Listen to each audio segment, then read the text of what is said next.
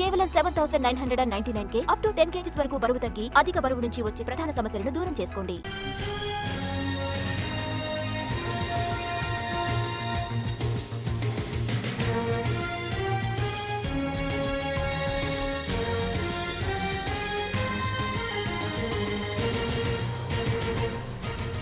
రేవంత్ రెడ్డి ప్రతిపక్షంలో ఉన్నప్పుడు phone tapping పై CBI విచారణకు డిమాండ్ చేశారని, కానీ అధికారంలోకి వచ్చాక బీఆర్ఎస్ తో ఒక ఒప్పందానికి వచ్చినట్లు కనపడుతోందని ఆరోపించారు కేంద్ర మంత్రి కిషన్ రెడ్డి.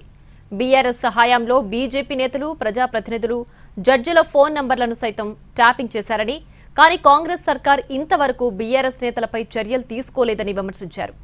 బీజేపీని అడ్డుకునేందుకు ఒక అవగాహనతో పనిచేస్తున్న ఆ రెండు పార్టీల నిజ స్వరూపాన్ని బయటపెట్టాలని పార్టీ శ్రేణులకు పిలుపునిచ్చారు కిషన్ రెడ్డి. ప్రతిపక్షంలో ఉన్నప్పుడు ఇదే రేవంత్ రెడ్డి గారు సిబిఐ దర్యాప్తు డిమాండ్ చేశారు. భారతీయ జనతా పార్టీ ఆఫీసులో పనిచేసేటువంటి సిబ్బంది యొక్క ఫోన్ కూడా ట్యాప్ చేయడం జరిగింది. ఈరోజు భారతీయ జనతా పార్టీ నాయకుల ఫోన్లు ట్యాప్ చేయడం జరిగింది. భారతీయ జనతా పార్టీ కార్యాలయంలో పనిచేసేటువంటి సోషల్ మీడియా టీవీ యొక్క ఫోన్ నెంబర్స్ కూడా ట్యాప్ చేయడం జరిగింది.